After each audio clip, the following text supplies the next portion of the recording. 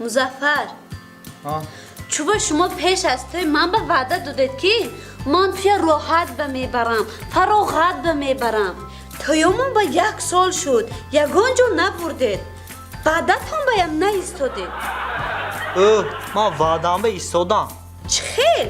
کنی راحت کنی فراغت گوش کن نامی کوچامو دیزه راحت محالمو نامشته فراغت انا ما وعدم به ایستادم راحت فراغت به زندگانی میکنی گفتم می انا